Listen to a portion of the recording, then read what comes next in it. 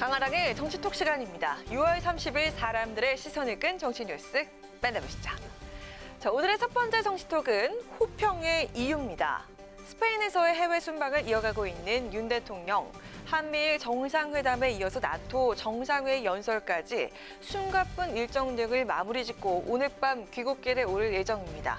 첫 해외 순방이자 다자 외교 무대 데뷔전을 치른 만큼 벌써부터 이번 순방에 대한 평가들이 속속 나오고 있습니다. 그 가운데 정부 여당 쪽도 아니고 야권의 원로급 인사인 박지원 전 국정원장의 평가가 눈길을 끌었습니다. 박 전 원장은 당초 윤 대통령의 나토 정상회의 참석에 대해서 중국 문제가 대두되기 때문에 안 가셨으면 좋겠다 이렇게 조언을 했었습니다. 그랬던 박 전 원장이 순방 일정이 마무리되는 시점에 와서 성공적이라면서 호평을 내놨는데요. 그 이유가 무엇일까요?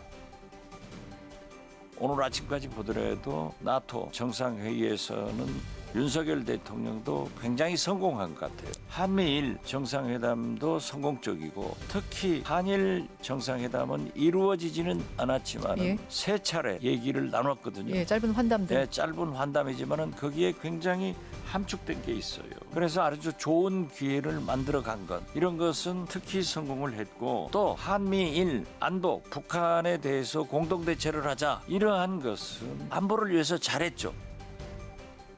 짧은 환담이었지만 함축된 것이 많다. 박지원 전 국정원장은 윤 대통령의 순방 외교를 성공이라고 판단한 이유로 기시다 후미오 일본 총리와의 세 차례 대화와 한미일 정상회담 결과를 꼽았습니다. 특히 기시다 총리가 윤 대통령에게 먼저 찾아가서 앞으로 한일 관계는 더 강한 관계로 나가자고 했다는 부분을 주목하면서 아주 좋은 기회를 만들어간 것이라고 평가했습니다. 그리고 정상회의 일정 중 환영 만찬에서 조 바이든 미국 대통령과 윤 대통령의 이른바 노루박수 장면을 뒀고 바이든 대통령의 외교적 결례다, 윤 대통령의 굴욕이다, 갑론을박이 벌어지기도 했죠. 자, 여기에 대해서도 박 전 원장은 이렇게 평가했습니다. 정치인은요, 바이든 대통령도 정치인 아니에요? 저를 포함해서 늘 바빠요. 그러니까 저 악수하면서 다음 사람 쳐다보는 거예요. 저도 그래요. 급해서 그런 거지. 또 옆에 있는데 이렇게 볼 수 있지 않냐.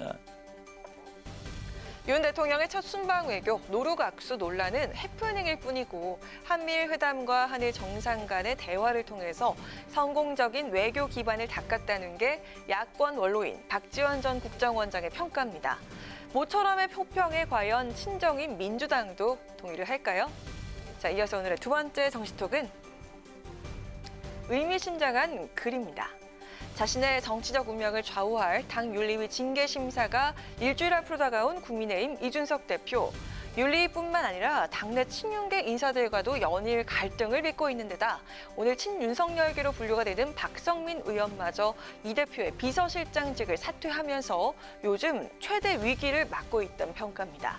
자, 이런 상황에서 이 대표가 오늘 새벽 자신의 페이스북에 의미심장한 글을 게재해서 언론과 누리꾼들의 관심이 집중됐습니다. 비가 쏟아지는 새벽 시간에 생각도 많고 고민도 많았던 걸까요? 이 대표는 뭐 복잡하게 생각하나 모두 달리면 되지 그들이 감당할 수 없는 방향으로 라는 글을 올렸습니다. 이를 두고 이 대표가 모종의 승부수를 준비하고 있는 게 아니냐는 해석이 잇따랐습니다. 특히 그들이 감당할 수 없는 방향으로 라는 내용이 눈길을 끌었는데요. 최근에 이 대표가 추진한 당 혁신위를 사조직이라고 비판하면서 이 대표와 신경전을 벌였던 국민의힘 김정재 의원은 이 대표의 SNS 메시지를 이렇게 해석했습니다. 뭐 어떤 심정으로 썼는지는 모르겠지만 아마 굉장히 코너에 몰려서 쓰는 느낌. 그다음에 나만이 고립된 고립무원에서 뭐 어떤 풍전등화 앞에 있는 그런 느낌으로 쓰신 것 같아요. 감당할 수 없는 방향을 계속 달리면 떨어져요. 다칩니다. 뭐 앞으로 어디로 굴러갈지는 모르겠습니다만 적어도 이준석 대표가 만약에 좋지 않은 결과가 나온다 그러면은 정치적 대응, 법적 대응 본인이 할 수 있는 거 저는 다 하리라고 그렇게 예상을 합니다. 그래서 당이 굉장히 좀 힘든 방향으로 가지 않을까 싶은데 이준석 대표의 페이스북 글에서 코너에 몰린 느낌을 받았다던 임정재 의원은 감당할 수 없는 방향으로 달리면 다친다고 이 대표를 향해서 경고성 발언을 하면서도 또 윤리위에서 좋지 않은 결과가 나올 경우엔 당에게도 힘든 상황이 올 수 있다고 우려했습니다. 실제 이 대표는 일각에서 제기되는 자진 사퇴 가능성을 일축하면서 개혁의 동력을 이어나가겠다는 의지를 밝혔습니다. 감당할 수 없는 방향으로 달려보자 라면서 의미심장한 글을 올리고 나선 이준석 대표. 과연 이 대표가 향하는 최종 목적지는 어디가 될까요? 지금까지 강아랑의 정치톡이었습니다.